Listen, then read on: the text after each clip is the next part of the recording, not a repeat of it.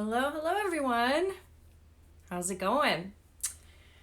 So, I went through a really interesting experience this week that the more and more I thought about it, the more I thought I need to share this story because I learned a lot of lessons personally that I could teach you guys as well. So, I'm Coach Sarah Joy, and while Instagram tells everyone that I'm on, I'll just sit here and hang out for 1 second. So, if you guys are on my email list and you get this video later today, I hope you watch it and enjoy. But the topic of today is kind of broad. There's many topics within this story, but as you can see, I titled it Toxic People, Stress, and Viral Loops to Your Thyroid Illness. So I will break down and unpack what each one of those mean specifically for you to understand. So who here has an ex? I definitely dedicate this video out to anyone who's been through divorce or has an ex that they have to or not just any ex, a toxic ex. Okay, I dedicate this to women that have to deal with a toxic ex and share custody. So, as you guys know, I was married, or if you don't know, I was married for a really long time. And my marriage, it started off really good. And then as the years went on, it just imploded. And I can definitely say it wasn't on my part. I've always felt like I've been a very balanced and healthy person, but I didn't realize because I married young that I did marry a imbalanced person that had a lot of childhood traumas that he'd never worked with that carried over into our marriage and eventually led to the demise. Is that how you say it? The doom of our relationship. And so a part of my thyroid healing journey was getting out of this toxic marriage. And I have learned so much about myself since I have been able to not be dealing with the stress from an abusive partner. And it is something that if you find yourself going through, I highly encourage you to try to get out of, because it is extremely destructive to you and your soul. I know from my own very long experience, and the person that I've become now is not even a resemblance of the person I was in that situation. But as you guys know, if you're divorced, when you divorce a person and you have children with them, that doesn't mean that they just go away, right? You still have to deal with talking with them from time to time because of the children, right? Over your activities. So a situation came up with me a couple of nights ago. I overheard I'll just say Mr. X, okay? I overheard Mr. X saying something to my son that I didn't approve of and was kind of surprised and taken back and was upset by it. And I have gone up, we've been apart for almost 6 years now, and I have gone out of my way to learn how to separate and build boundaries with this person because the interactions are always very abusive and manipulative. Even more so after the divorce. So I have to have a hard, strong boundary to protect myself and my energy. So I knew I needed to text Mr. X and address this. And I immediately got an adrenaline rush where you feel even the shake from the adrenaline. That's like the fight or flight, right? Because your brain, when I had that thought where I knew I was going to have to text him, it's like my brain went into an immediate fight or flight to protect me. It's a protection mechanism, which now I understand. So I did my best to word it well, so I wouldn't be inviting any more toxic texts, but I could nip it in the bud and move on, right? So I knew in my heart that sending a text right before bed was a horrible idea. But I overrode my logic and from all the lessons that I learned in the past, and I sent the text right before bed. And boy, did I pay the price. So there is something that happens when we are, hey Jess, when we are in a stressful situation. I wasn't physically in any stress. I was in my room, I was going to bed, so the stress was all in my mind and it was all in my heart. And I knew that this could be the responses that I always get from Mr. X are not nice. And I knew the responses from this wouldn't be nice. So I promised myself, okay, I'm going to send this text, but I'm not going to look at the response because until tomorrow, because I need to go to bed, right? But then on the other side of the situation was, okay, so how do I deal with this toxic person? But then as a mom, it's like, okay, now I need to have a conversation with my child. And how do I have that conversation? So like as gently as possible. So I had two stressful situations going through my mind at the same time. And I laid in bed, and have you ever, yes, I'm sure you guys know this feeling. I could feel my heart pounding and pumping. I could literally even feel it like in my neck, like, pulsating. And I remember I was going over the conversation that I wanted to have with my son in my mind. And I was like rehearsing it to try to make it as sweet and kind as possible, but address the situation with, Mr. X and what he told him. So I was anxious because I didn't want to disappoint or hurt my child. And I was anxious because I knew I was going to get some nasty responses, and I was already dreading them and dreading looking at them in the morning. So I was just kind of a stress mess, basically. I was laying in bed, completely stressed out. And I was kicking myself because I knew I had the thought. I like to say, it's my intuition, my gut feelings, or maybe even my angel whisper to me, like, do not send this text. This never goes good. You've been through this many times. Don't do it. But my conscious brain just overrode, like, shut up.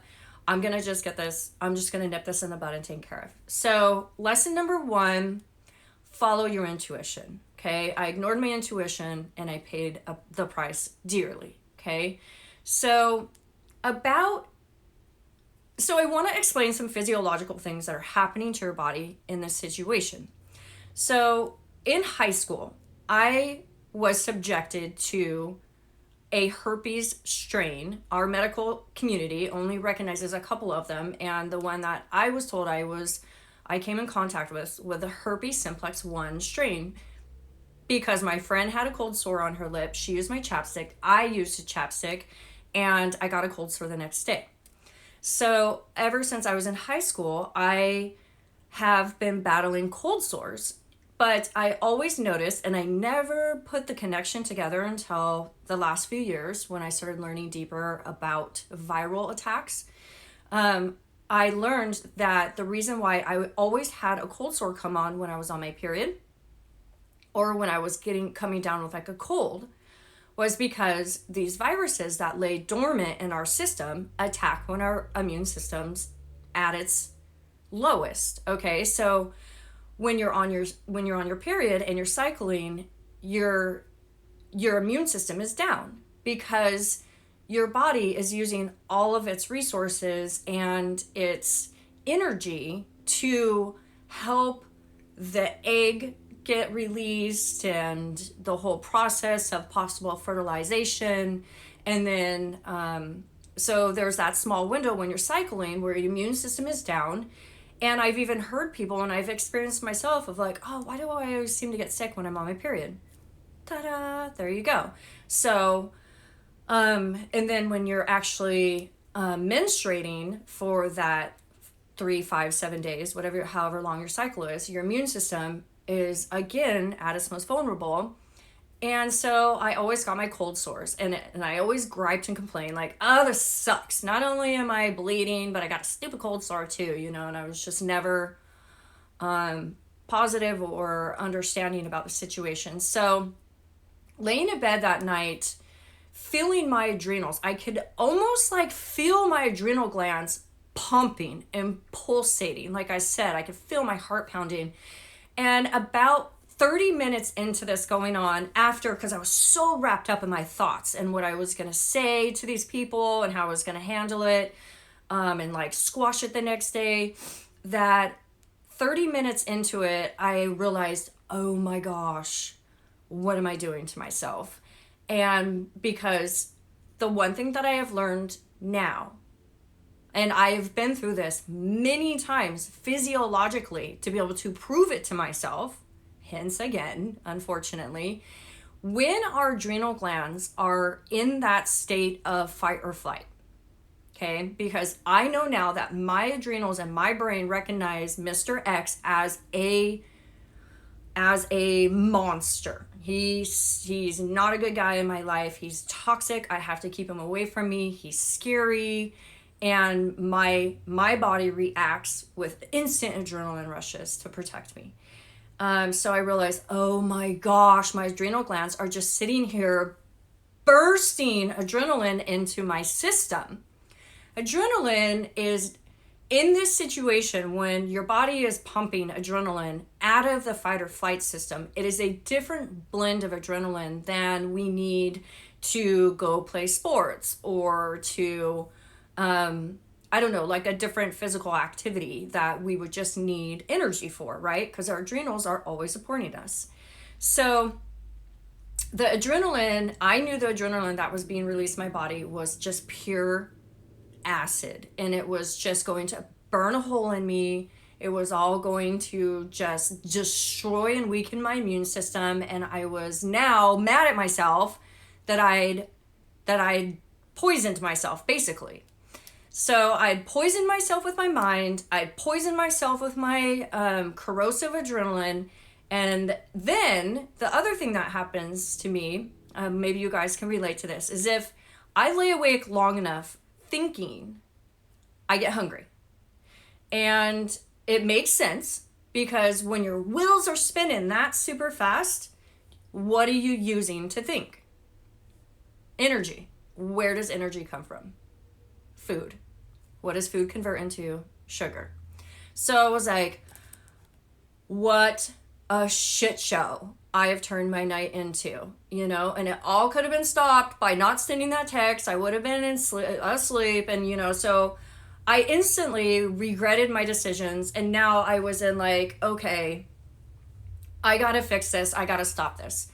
So I've learned over the years, because I've been in this situation many times, I've learned over the years many coping tools in order to stop this process. Because it seems like what I've learned with my body, and maybe you can relate, once your adrenal glands start this insane pumping, it's almost like you can't get them to stop. I was even literally trying to take deep breaths in bed, like, okay, calm down. And it was like, it just wouldn't stop. And when you try to take a deep breath, but it's still very shallow, you're like, it's because you're just so tense and everything from all of that adrenaline and all the fight or flight that's just kind of like trapped you at that point. So I was like, okay, I'm hungry and I got to get this to stop and I got to get to bed. So I went downstairs and I ate a small snack. And then the other thing I wanted to teach you guys is adrenaline overrides melatonin. So if you, like, say you even took some melatonin and then your body was in this physiological loop, your adrenaline will override your melatonin.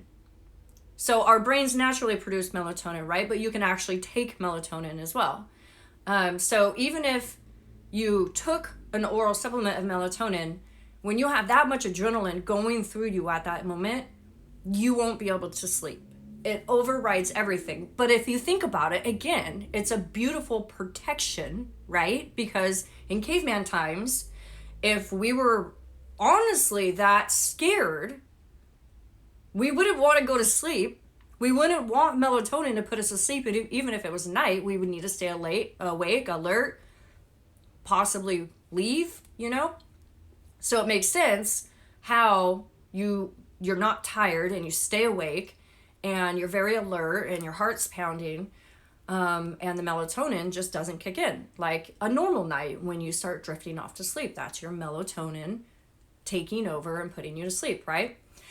So I was like, okay, I gotta stop this loop. So I went and got some food because I know my body. I can't go to bed when I have my stomach growling, telling me I'm hungry. I'm like, okay.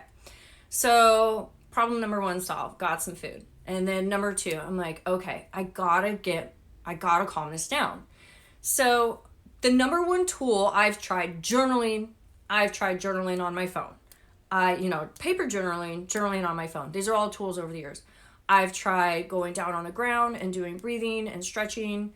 But the number 1 tool that I use that will put that fight or flight and that stress process in a direct, hard break is a healing frequency. So what do I mean? So I put my earbuds on. I go to my Spotify playlist and I have a playlist saved that's just healing frequencies, and it goes all the way from the lowest 196 all the way to the highest in the 900s. And I'll put it on shuffle and I'll put that in my ears. And if you guys think about it on a spiritual level, what are we? We're energy, right? We're beings of energy that are in this meat suit, right? So we resonate, our body, we emit vibrations, right? We are vibrations. So when I'm in that scared, stressed out, anxious state, my vibes are low, they're low on the spectrum. I'm not vibing well. So if you put a high vibe or a healing vibe tone on, like 432, hi honey, or 528, and I like to put it in my ears because it's more potent, right? You can hear it better. Then that instantly will stop the fight or flight process in its tracks, and you'll just feel like a letdown. You'll just feel all that stress melts away, and you'll be able to literally feel your muscles unwind, and you'll feel your breath slow down. You'll feel your heart start slowing down, and you'll be able to actually resume a normal state of being. So that was the one thing that I did immediately, and it worked. And then because it was already so late and I didn't want to lose any more time, valuable time, I did take a melatonin, and between the two I was probably asleep in 15 minutes. But here's what the side effect is. So when your body is releasing tons and tons of adrenaline, the acidic, toxic adrenaline, this is a pathogen's best friend. It is like feeding them a milkshake or a candy bar, or it's one of their favorite foods, right? And you instantly weaken your immune system and you instantly strengthen your pathogens. I have not had a cold sore in over a year. And I honestly thought, oh wow, maybe because I haven't done an updated GI map test yet. So I'm like, maybe this is actually all the way out of my system. So I was, number one, disappointed when I broke out in a cold sore the next morning. Number 2, not surprised. So I was like, okay, 2 things I've learned. Number 1, I'm still dealing with the virus. Number 2, that just goes to show how powerful your adrenaline is. Your adrenaline surges. Everyone has pathogens in them. Whether you know it or not, whether you remember getting contracted with one or not, you do. Okay? Just this whole world is full of pathogens, mutated pathogens that have come from many different places. They've come from all the toxins in our environment nowadays. They've been mutated that way. They've literally been released from labs, whether on purpose or an accident. They are just everywhere, okay? And we all spread them, and we all contract them. They're passed to us from our mom. We catch them in daycare. I caught mine at high school. We can get them from, relationships. So if that's something that you are interested in figuring out for yourself, there is a test called a GI map test that will show you every pathogen that you have in your system. But in this case, it is the Epstein-Barr, and I already did my blood work for Epstein-Barr, and I know it's in my body. So I'm going to continue fighting that guy off. And so now I have to clean up the mess. Okay, so I did this to myself. This was the outcome. Now what? So that's also why I called it the viral loop. So I did exactly what the virus wanted me to do. I gave it a bunch of its favorite food. I weakened my immune system. And behold, it gave me its favorite present back, a cold sore right here on my lip. You can't see it because I put lipstick on. So now it's like, okay, I have some specific tools that I use in this situation to be able to counter that, I call them viral assholes, from attacking my body. And number 1 is lysine and monolaurin. Lysine and monolaurin are the 2 most powerful antiviral supplements that you can take orally. So I just ordered some monolaurin. It'll be here in a couple days. But in the meantime, I'm doing extra high doses of the lysine, which is about 6,000 milligrams a day. And I, of course, am doing my celery juice. Celery juice, as you know, it's incredible for freaking everything. So not only am I drinking it, but I also was putting my finger in the celery juice and dabbing it on my cold sore, like topically. It also can be used as like a topical medicine. And then, of course, I'm going to support my adrenals because I just kind of gave them some stress and exhausted them. So I'm going to support my adrenals extra. I'm going to eat more potatoes, which was funny because I didn't connect it at the time. Again, with the intuition, and your body is so smart and knows what it needs. But I woke up yesterday morning. It was a cold, rainy morning. And I thought to myself, this sounds like a great morning for some steamed potatoes. And I had 2 potato varieties on my counter. I had my purple sweet potatoes and I had my yellow golden. And I was, for whatever reason, my eye went to the yellow golden. I was like, that looks good. I want that. And then the day went on and I went, oh my gosh, no wonder my body told me to wake up and eat potatoes. Duh, they're high in lysine. Isn't that amazing? I never ever want potatoes for breakfast. I always kind of actually crave fruit. And so it was like, wow, our bodies are truly amazing. And so is our intuition. And then last but not least, the most important lesson is you got to stay away from toxic people. You got to distance yourself from toxic people, and you have to protect your energy. It's just not worth it to have these interactions, and because then your physical body just has to be the one to mop up the mess, and so when I'm trying to continue to maintain my health moving forward, not move the needle back. And now that I'm aware that I'm still dealing with the same virus from freaking high school, I'm going to continue to do some cleanses and some natural antiviral protocols that I've been doing the whole time, but I'll just beef them up a little more. And, but definitely protect your energy, and respect your boundaries. You have to set boundaries on people, and then you have to obey your boundaries. So that is my lesson for today. I hope you guys enjoyed it, and if you have any similar experiences, or if you learned anything from this, feel free to comment down below or send me an email in response. Thank you guys for listening. I hope you made it through the whole thing, and I'll talk to you soon. Bye.